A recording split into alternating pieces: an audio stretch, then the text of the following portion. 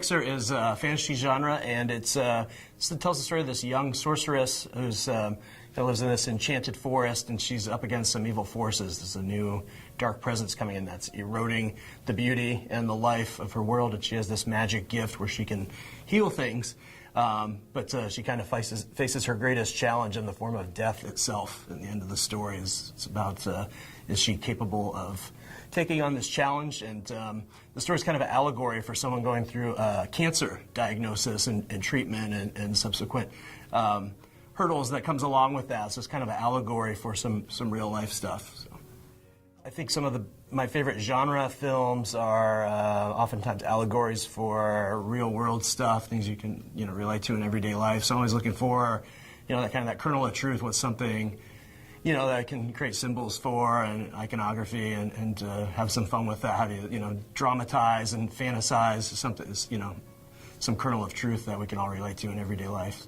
Yeah, I think there's people talk about the challenges of working with child talent and child actors, but I think if you can, there's a lot to be said for you have a great talent that can convey that that innocence and that spirit you want for a character. I think it creates more vulnerability for if you have a child against a big scary monster, working with Isis is fantastic. She appeared in several of my music videos in the past, so knew she was great at taking direction, and a trooper in terms of doing these late nights. We're doing these overnight shoots in the woods, so it was kind of demanding on the crew, and especially her, where she's basically in every scene as the sole character in the movie pretty much. So.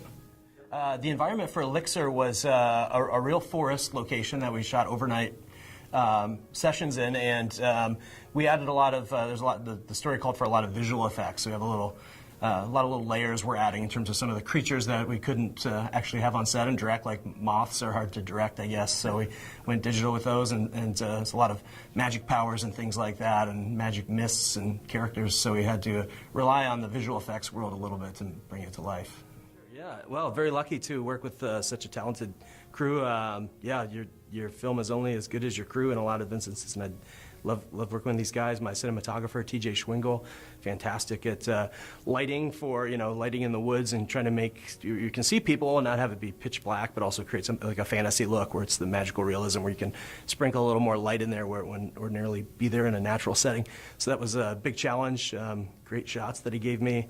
Ryan Shadley, who not only built the monster that you see in the film, but he actually portrays a big, tall guy who actually plays the monster, performs the monster, and he's great at doing all those movements and everything. So a big part of the success of this was his involvement, for sure. Yeah.